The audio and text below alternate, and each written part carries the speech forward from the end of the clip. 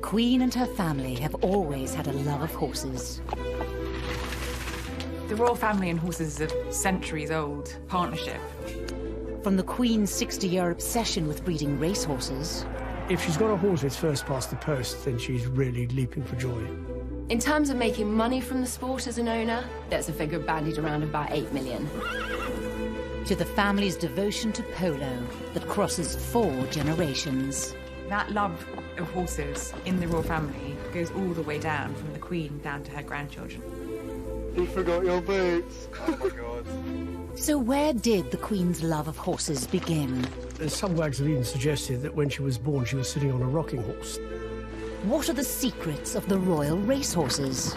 I've had the privilege to ride for Her Majesty. It's hard to explain the level of pride you get when you first wear those colours. And it's going to be a royal victory, I think. What are the royal family's most infamous equine dramas? She was unconscious when I got there. And will horses continue to hold a special place in the hearts of the royals? Particularly William, he will do his ceremonial duties on horseback, just as his grandmother had done.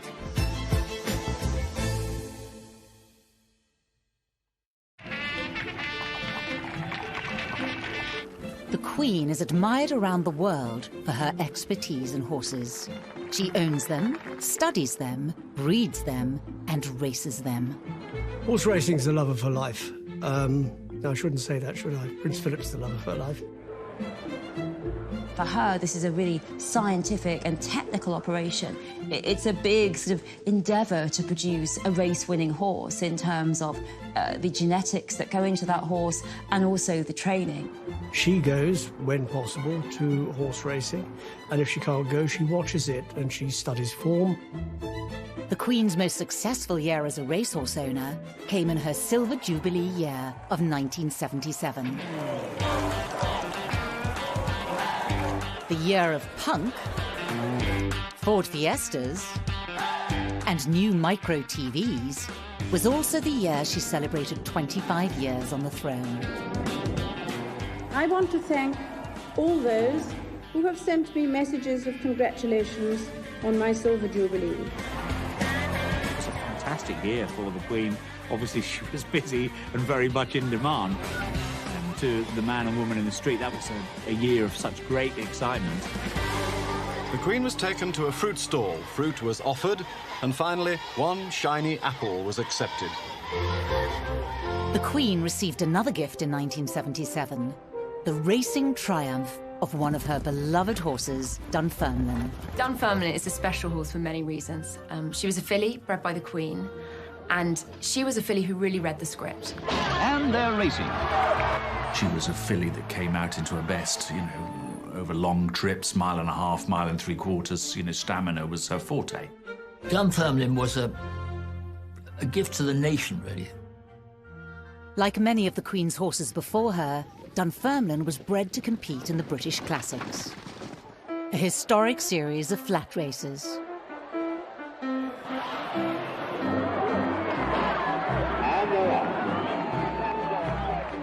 The 5 races take place between April and September.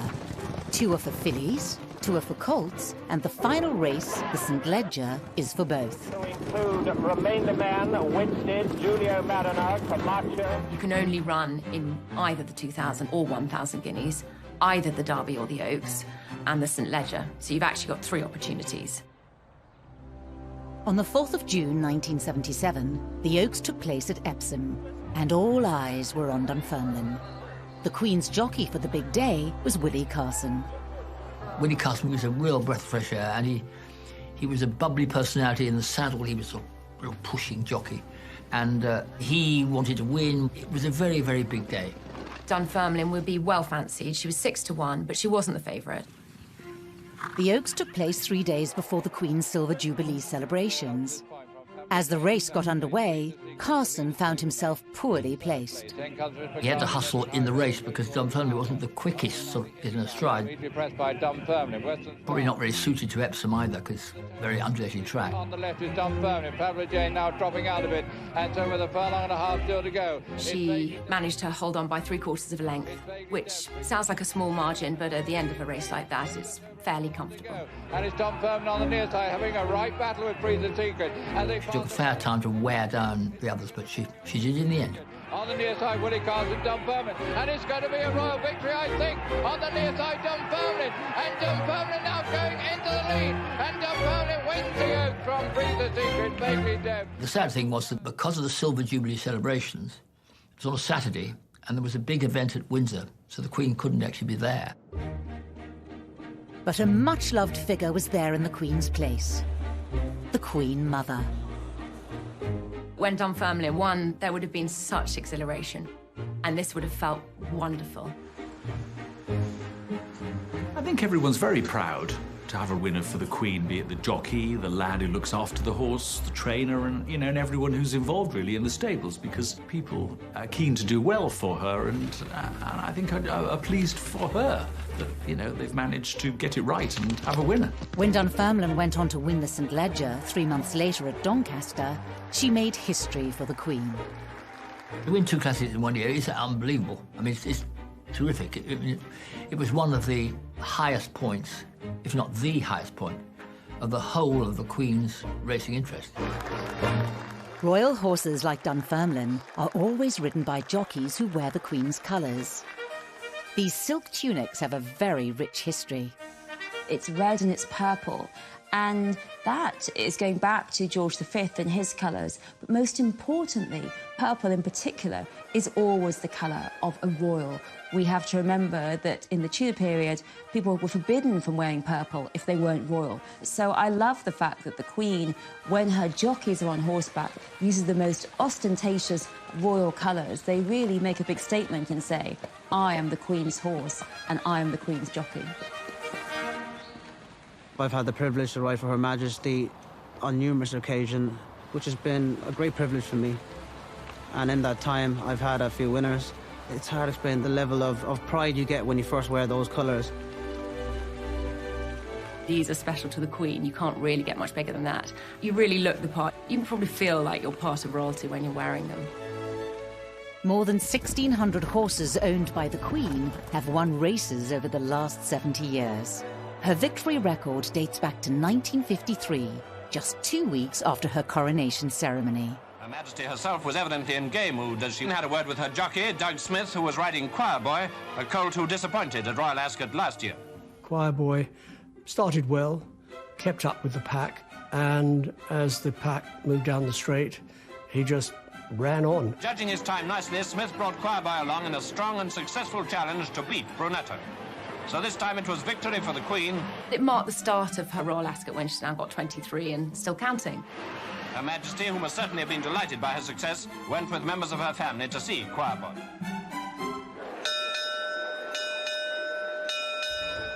Royal Ascot is the most prestigious event in the racing calendar and one of the oldest.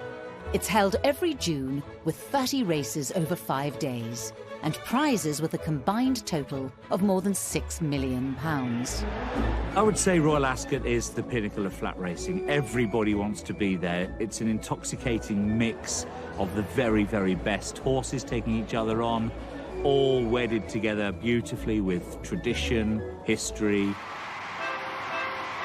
There's something really magical about the Queen arriving at Royal Ascot in her carriage from her castle, and it's sort of in her back garden. It's like we've all been invited to this amazing party.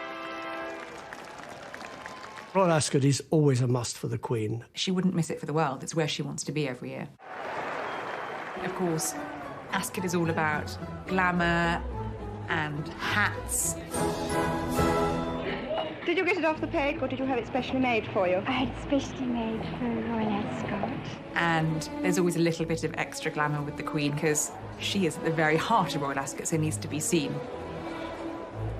In 2013, all eyes were on her new horse, a filly called Estimate, who ran in the Gold Cup on Ladies' Day. She had that lovely combination of class and stamina, and that obviously gave her an outstanding chance. The buzz before the Gold Cup that year was fantastic, largely because everybody knew Estimate was there with a really good chance. Could the Queen possibly win the Ascot Gold Cup? Winning this prize would be a massive coup for the Queen, as none of her royal predecessors had achieved it in the history of the Gold Cup. The Queen was wearing her game face. The Queen doesn't do nerves, the Queen doesn't really do apprehension, and she's very pragmatic. If she's got a horse running, she's kind of smiling, and if the horse is near the front, she's smiling even more, and if it's first past the posts, then she's really leaping for joy. In fact, Estimate romped to victory. It's the first time a reigning monarch had won, and that was in 207 years of the race, so it was extremely exciting. She was clearly so overjoyed. That smile, I'll never, ever forget that smile. If she were to tell me it was the happiest day of her life, you would believe her. The victorious Estimate is now 10 years old, living in happy retirement at Sandringham, and the Queen has never forgotten her achievement. The Queen wanted to commemorate this very special event. So now, an enormous sculpture of Estimate is right at the front entrance of Sandringham. So it is the first thing everyone sees when they go to visit the Queen. I think that tells you what that race meant to her and what that horse means to her. In spite of these successes, the Queen has one unfulfilled racing ambition: victory for one of her horses at an event where success has eluded her. Oh, tantalisingly, the Derby is the one gap on the Queen's CV. She's won all the other British classics, and she's come so close. The Queen has never won the Epsom Derby, and there is no doubt that she would dearly love to add that string to her bow. She's made no secret of the fact that she would dearly love to win the Epsom Derby. The closest the Queen came to a Derby victory was in 1953, with her horse Oriole. Oriole seemed to be in a state of great excitement, but then who wasn't? I mean, he wasn't favourite, but he was sort of third or fourth favourite, and he finished second. But the finish was all Pincer, who went on to pass the post 4 lengths ahead of the Queen's Oriole and alone in the picture. Her Majesty was obviously most excited, even if victory had eluded her. Oriole would have been one of the Queen's best colts, probably one of the best colts she's ever had. And then he actually went on to become a champion sire in the 60s as well, so he had great longevity as a flag bearer for the Queen. For the time being, the Queen is still racing and breeding her thoroughbreds. She has 38 horses racing this year. The only person who knows how many horses the Queen has is the Queen, her racing manager, and her trainer. Nobody else knows. The leader is Rosa. Still pressing, though, is colouring in second place. Her Majesty's got 2 real standout horses at the moment. She's got a horse called Sextant, who could be a really interesting stayer of the future. And Estimate, the Gold Cup winner, is a mum herself now. And this year, one of her sons, a horse called Calculation, has won 3 races. And there's some of her horses that, you know, might only win once. I'm thinking of a horse called Equal Sum. She's still in training. I'm riding Equal Sum for Her Majesty in a fillies handicap, and she's done ever so well. I had the privilege of riding her last year in Wolverhampton, which she won, and hopefully today she can take another step forward. So the Queen's runner Equal Sum on the rail. The Queen is said to have made around £8 million in prize money from horse races since the 1980s. Then Mum's Hope, and those 3 were clear of Equal Sum.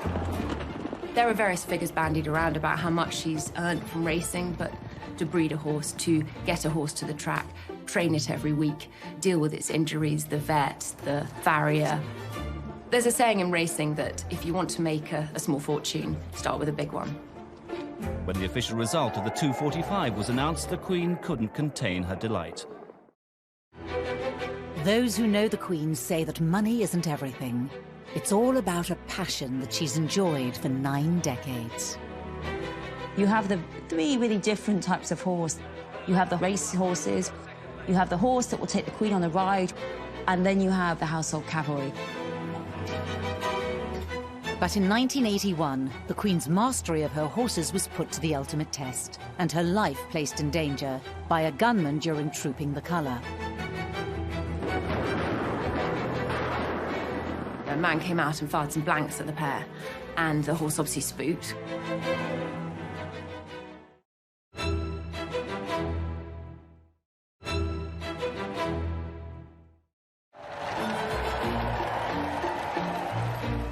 The lifelong fascination with horses has given her an unprecedented knowledge of all things equestrian.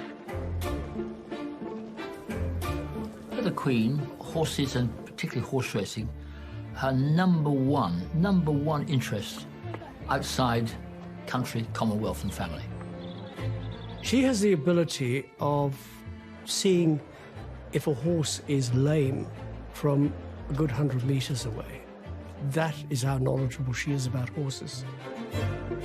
If you talk to any trainers or other owners, they will say the Queen is as knowledgeable as any racehorse owner out there.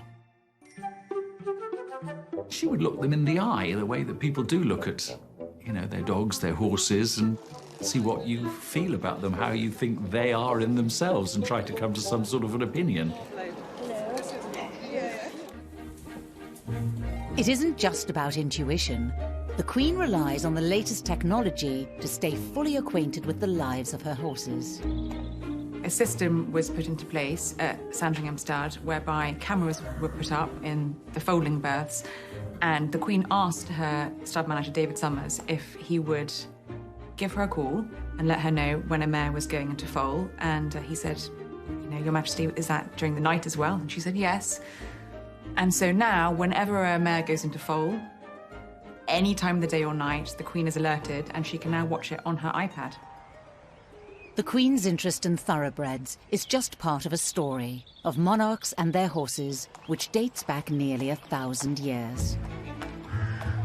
The king or queen in the Tudor period and the medieval period is still seen as someone who will lead the troops into battle, and that must be done on horseback. Once essential in wartime, horses were soon found to be ideal for our monarch's leisure pursuits. The big royal for horses, well, that's Henry VIII. He loved jousting, he loved riding. Queen Elizabeth I was watching some horse racing of kind. Both King James I and King Charles II built palaces at Newmarket to hunt and race horses on the local heath. Later royals followed their lead. Queen Anne started Ascot Racecourse, for instance, and the Prince Regent became a huge owner. During the 19th century, Queen Victoria enjoyed riding for exercise. But it was not until 1910 that the royal family renewed their love of all things equestrian. George V absolutely adored horses. That love was inherited by his son, George VI, and particularly by his granddaughter, Elizabeth II. The Queen is the most enthusiastic member of the royal family when it comes to horses that, you know, in living history. I think really they're part of her DNA. Any time she ran horses, actually. It's when I think we see her probably at her most natural. Some wags have even suggested that when she was born, she was sitting on a rocking horse. That's how much horses mean to her. Princess Elizabeth was 4 years old when her passion for horses first blossomed. Her father, King George VI, bought her a Shetland pony called Peggy, and she was plonked on Peggy's back, and Mum or Dad held her hand. And it's a bit like duck taking to water. By the time she got into her early teens, she'd be out riding by herself. The Queen's childhood was one of those aristocratic ones which, in the 1930s, would automatically have horses everywhere. In the early 1940s, the King took her to visit his racehorses, Big Game and Sun Chariot. It's reported that stroking them was such a happy moment for her, she didn't wash her hands for several hours afterwards. Horses were a part of her life much the same way as youngsters going to school. They're either kicking a football or hitting a ball with a hockey stick or with a tennis racket. That was her sport. Princess Elizabeth is 18 years old on the 21st of April, and the date is a milestone in our Constitution, for she will then assume the dignities and responsibilities of heir presumptive to the throne. One of the Queen's many official roles is as Colonel-in-Chief of her official bodyguard, the Household Cavalry. Visiting their stables and spending time with their horses is a real treat for her. The Queen was presented with the horse that she'd gifted them, who had been in special training. The horse formerly known as Joni, Majesty. So this came from the Royal Stud at Hampton Court. And the Queen made some comments about what she looked like, how she was coming on, and gave Joni a polo. was very, very sweet. She was very animated. And it was one of the only times I've seen her take off her glove. It is properly black, isn't it? Oh, not so possible. She was given a horse from the Canadian Mounted Police called Burmese, and this has become known sort of as her favourite horse, and it wasn't even a racehorse. The Queen owned Burmese for more than 20 years, and the public got to see her during the Queen's annual birthday parade, trooping the colour. The Queen rode it every year for 18 consecutive seasons, which is a considerable amount of time for a horse to serve. In fact, she loved Burmese so much that there's a statue of her in Canada, which she's unveiled, but also for her 90th birthday celebrations, she had a replica rocking horse of Burmese made for her. When Burmese retired, the Queen decided not to replace her. Since 1987, she has used a carriage to ride to Trooping the Colour and inspect the troops.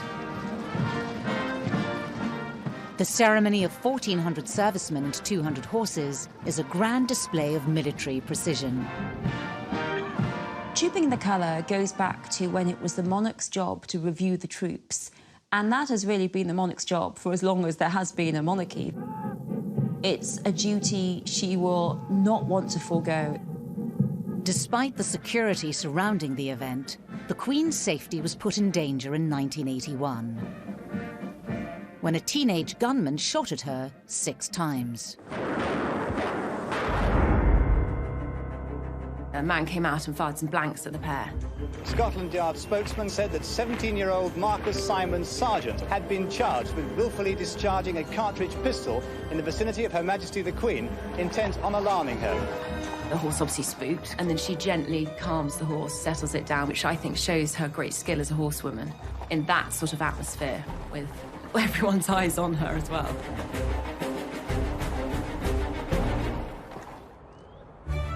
Although the Queen no longer rides in public, she still does so at Windsor, Sandringham and Balmoral whenever she can. Still doesn't wear a hard hat, still wears a scarf, has never worn a hard hat all her life, and at 93 she's not about to start. The Queen may have avoided injury in her 9 decades on horseback, but later generations of sporting royals have not been so lucky. When Prince Charles was thrown from his horse, it was a major fall, major break. The media were whipped into a frenzy. The buzz was going around that he'd be disabled, he'd never be able to play polo again, he wouldn't be able to salute or anything like that.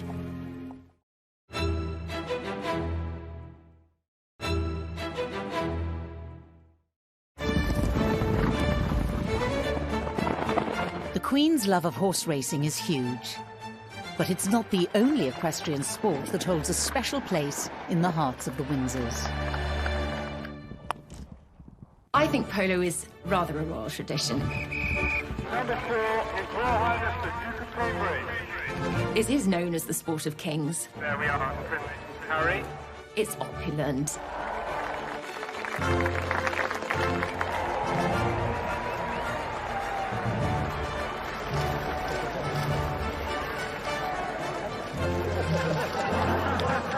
It's a very intricate sport in that you've got to have good polo ponies.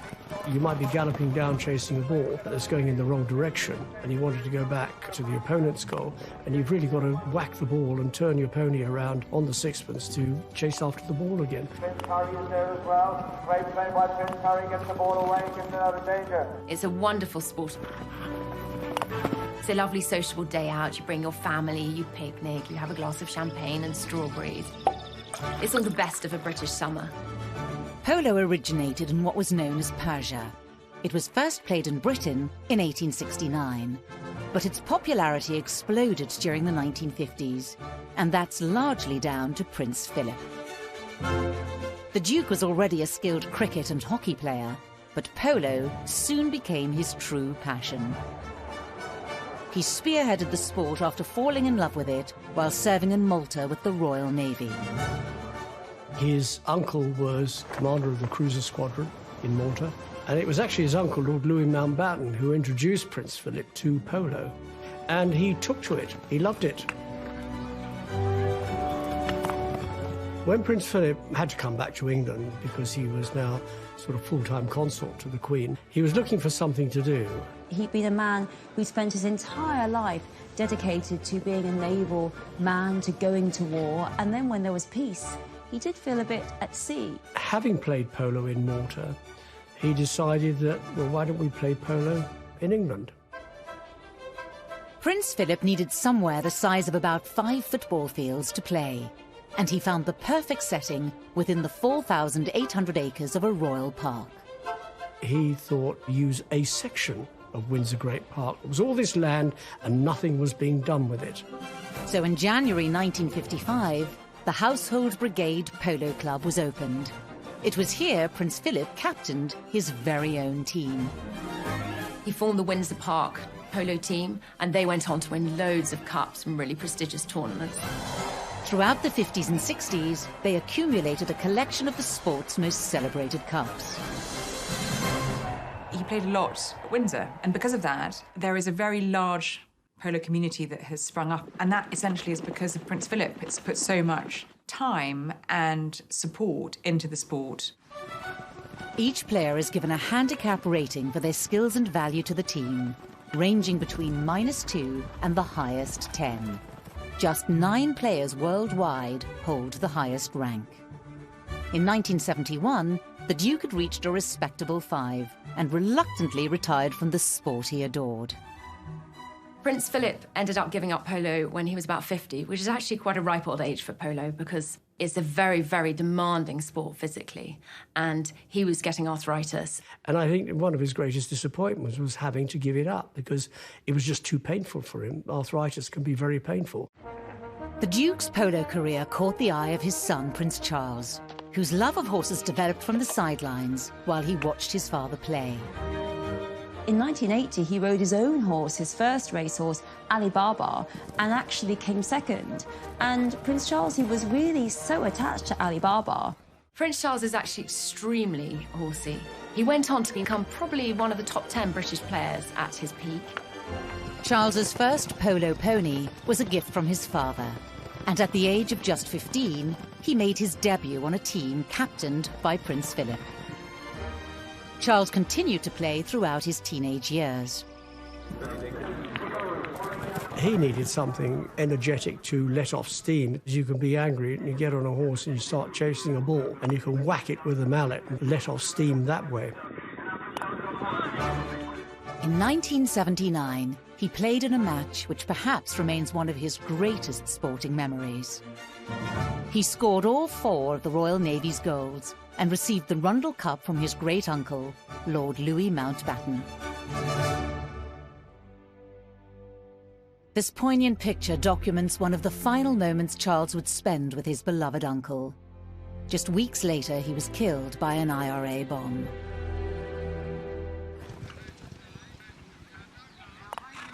Prince Charles was once quoted as calling polo his one great extravagance. But it's a high-risk sport. Traditional wooden balls are hit at speeds of up to 96 miles per hour. And falls at high speed mean injuries are common. Charles knows this only too well. Then it happened. Did he fall or was he pushed? Charles, just exiting quietly. If you are galloping a pony at 40 miles an hour and turning on a sixpence and screeching to a halt and screeching around the bend, you are going to fall off and you are going to get kicked and you are going to break things. It's just the nature of the sport. They say that it takes 7 falls to make a rider, and most riders fall off a lot more than that in their career. Charles's love of polo has come at a cost. Dickie Arbiter has first-hand experience of the Prince's accidents. He did his back in, so he did suffer from back problems. And I remember I'd been at polo matches with him, and on occasions, in the break, the end of a chukker, he would actually sort of just lie flat on the ground just to ease the pain in his back. But he'd always get back on to finish the game. Every injury sustained by the heir to the throne was scrutinized by the press. Yeah, there was one occasion in Florida. He got whacked by the end of a mallet, and he's got a scar. Also in Florida, he was very dehydrated, came off The worst injury he had was 1990. He went off to play polo at Cirencester. And the next thing, I had a phone call to say he'd come off his pony. He's broken his arm. And I dashed down to the Cirencester Cottage Hospital. And yes, he had broken his arm in 3 places. Prince Charles is still in some pain, but is out of bed, sitting in a chair in his pyjamas. It was a major fall, major break, and the arm very swollen. The buzz was going around that he'd be disabled, he'd never be able to play polo again, he wouldn't be able to salute or anything like that. And I got it verbally from the surgeon that the bone should knit, and he will be able to play polo again, and he will be able to salute. His polo career was catapulted into the spotlight once again in 1981. Prince Charles was picked to play for his country in a match 3 days before his wedding. And if you're picked to play for your country, you don't turn that down, because it's an honour. I don't think that it was perhaps the most brilliant idea to play just before his wedding. But for Charles, I think the wedding was a very stressful moment, and playing was a way of alleviating that stress. Throughout his life, polo has been a great escape for Prince Charles, and it has been an escape, I think, for what's been difficulties in his emotional life, difficulties with his parents, difficulties in his marriage. Polo was one of the few places where he felt he could be ordinary and where he felt he could be free. In 2015, 3 days after his 67th birthday, Clarence House released a statement announcing Charles's retirement from polo. A spokesman told the press he decided to bow out gracefully, but regretfully. It was a wise decision to actually give up.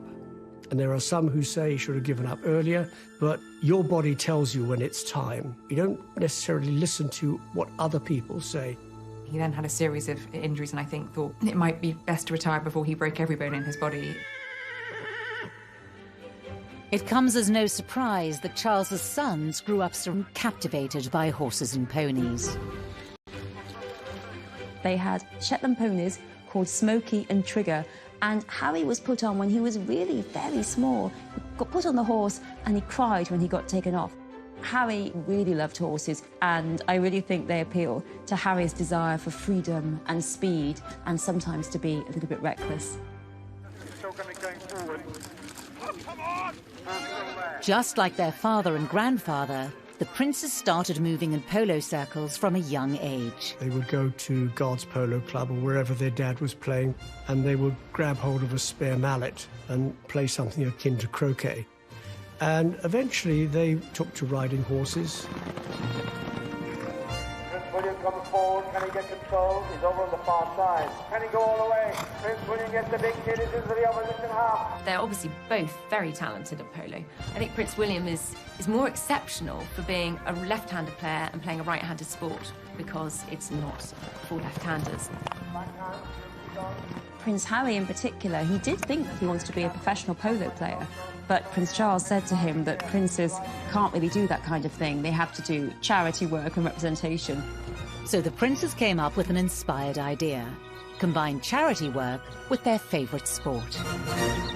William and Harry have taken the decision to play polo just for very special causes. So every year throughout the summer, they tend to play in a series of polo matches that are specifically in aid of charities they support. In 2018, Prince Harry participated in the Centre Barlow Polo Cup. The event raised over £1 million for children affected by HIV in Africa. Prince Harry and Prince William have raised over 10 million for charity through their polo tournaments. Polo events are an open arena where the public get a rare glimpse into the playful nature of the royals. Harry is polishing his boots. William has forgotten his. I'm got my polo boots. You're an idiot. Polo boots at my car. Get this on camera. You forgot your boots. Oh my god, that's another classic. Borrow my ones. Should fit. That's just about the stupidest thing I could have. Polo has long been the setting for family gatherings. It's not unusual for the family to go and watch husbands playing polo. Through the decades, many affectionate and carefree moments have been caught on camera. Polo is always a thrilling game to watch. Obviously, the royal party found it so on this occasion. Late Diana, Princess of Wales, went regularly to watch Prince of Wales. And I'm really pleased to be able to bring my wife on this occasion so that she can loyally watch her husband make a fool of himself. Duchess of Cambridge is keen on polo, and she feels that it's good for the children to run around, have a bit of fresh air. Duchess of Sussex will go along and watch Harry because she's in love with her husband and she wants to watch her husband playing polo. What better reason? I heard Barack Obama has given Prince George a polo medal, so he obviously knows the significance of polo for the family. Whatever their age, the royals are lovers of all equine sports. They drive around obstacles at high speeds, screeching around the turns. However, even away from the polo fields, their sporting pursuits are filled with drama. They got smashed up regularly. I didn't actually see what happened. The horse hit the fence. She was unconscious when I got there.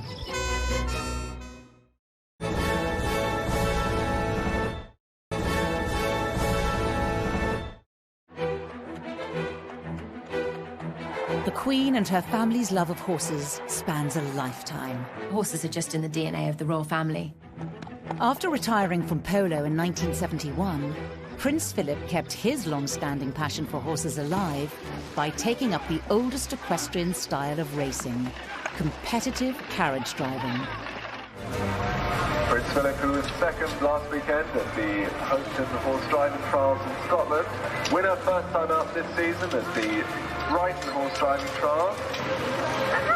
What precisely are the judges looking for? In a sense, the accuracy of the driving, which it sounds relatively easy, but in fact, when you try and do it, it drives you up the wall.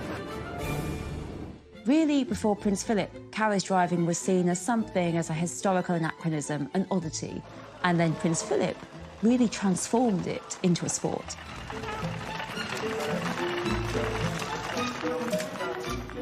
Competitions are normally held over 3 days, and riders are judged on dressage, speed over a 10-kilometre course, and cone driving. It doesn't come cheap. The full kit can cost around £35,000. Prince Philip got his from the Royal Mews. I suddenly thought, well, we've got horses and carriages and grooms. I said, well, why don't I have a go? So I borrowed 4 horses and practiced and I thought, well, why not? The things that did find difficult were the horses. Horses were used to walking the streets of London, not treading the paths of Windsor Great Park or going through water. But Prince Philip coaxed them, usually with sugar lumps. But he developed a passion for carriage driving, so much so that he got together with a group from the FEI, the International Equestrian Federation, to write the rule book for carriage driving. The Duke was the driving force behind the development of the sport. Despite its often hazardous nature, popularity started to soar. This isn't horse and cart stuff. They drive around obstacles at high speeds, screeching around the turns. It's very, very active. It's very competitive and fast-paced. Carriages can cost several £1,000s, but he opted for one already in the royal stables, the Balmoral dog cart. But the constant battering on rough terrain to this antique structure meant it had to be rebuilt yearly. It got smashed up regularly. I don't think that would have unnerved him unduly. He played polo, after all, which is a much higher risk sport. He flew aeroplanes. I think he enjoyed the fast-paced, exciting sports, and that's probably what drew him to it in the first place. 1, go! Stop!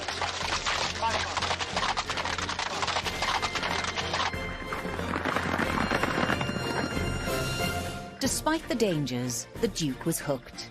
He persevered after coming close to last in his first competition. Lo and behold, his second tournament was the European Championships. He went on to compete in 2 more European Championships and I think 6 World Championships, and was really a very, very high-class competitor. Philip announced his retirement from the sport in 2017. But his devotion is still evident today, as he drives Fell ponies, a royal favourite, around Sandringham. Here he is, 98, and he's still carriage driving. He's going out reasonably regularly, with a coach and 4, to a bit of exercise. Loves it. he won't give that up. Prince Philip's love for horses naturally rubbed off on his daughter Anne. He's famously quoted, describing his daughter's obsession, "If it doesn't fart or eat hay, she isn't interested." Anne triumphed in the thrilling equestrian sport of eventing. Competitors are marked on dressage, show jumping, and cross-country.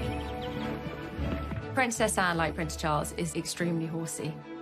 She would have achieved more notable success because she became European champion in eventing. So she was a phenomenal rider in her era. Just like her brother, Anne's falls get almost as much attention as her achievements. In 1976, disaster struck at the Portman Hunt trials. I didn't actually see what happened, but it looked like so that the horse hit the fence and she got thrown onto the ground and the horse came over on top and rolled on top. She was unconscious when I got there. It was later learnt that Princess Anne had cracked a vertebra.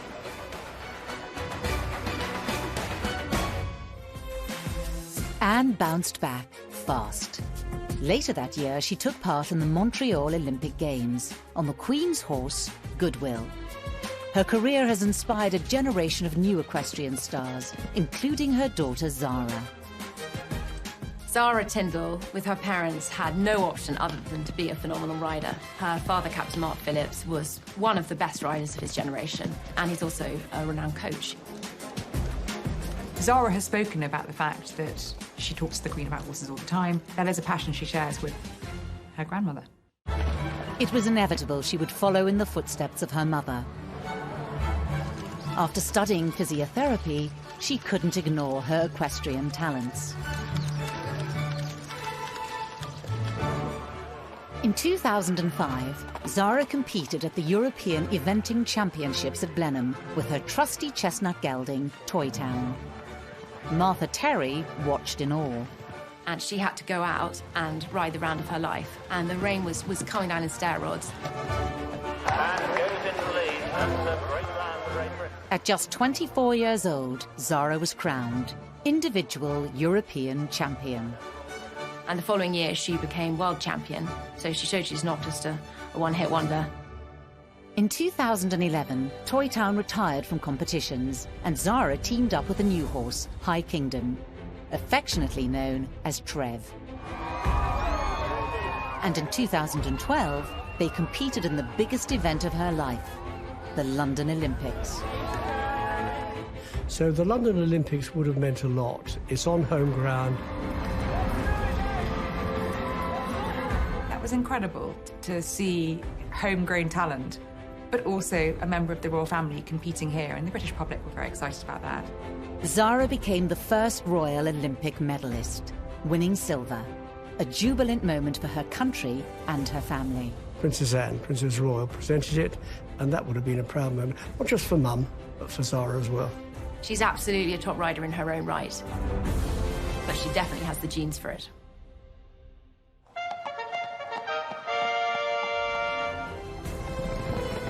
The Queen's love of horses began as a child, and through the years her fascination has remained. Today it's very clear the Queen's passion and her family's are as strong as ever. It's an important part of royal life and an important part of royal pleasure that you can ride your horses. They've kept alive centuries of historical links and love between royalty and this awe-inspiring animal. The horse plays a big role in the life of the royal family.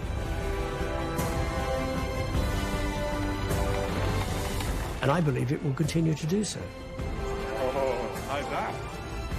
And I think for William, it's very important to him that if he can, when he comes to the throne, he will do his ceremonial duties on horseback, just as his grandmother has done.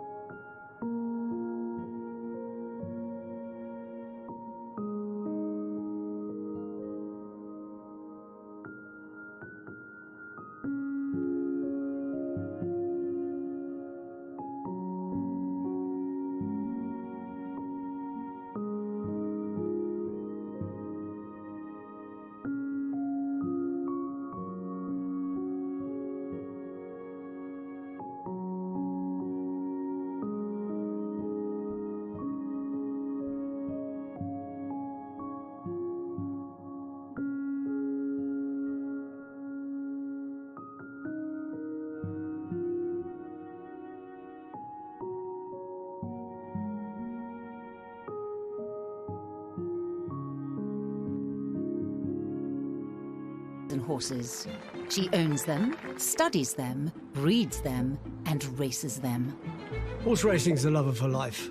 No, I shouldn't say that, should I? Prince Philip's the love of her life. For her, this is a really scientific and technical operation.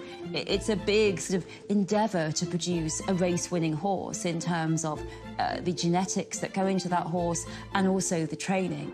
She goes, when possible, to horse racing, and if she can't go, she watches it and she studies form. The Queen's most successful year as a racehorse owner came in her Silver Jubilee year of 1977.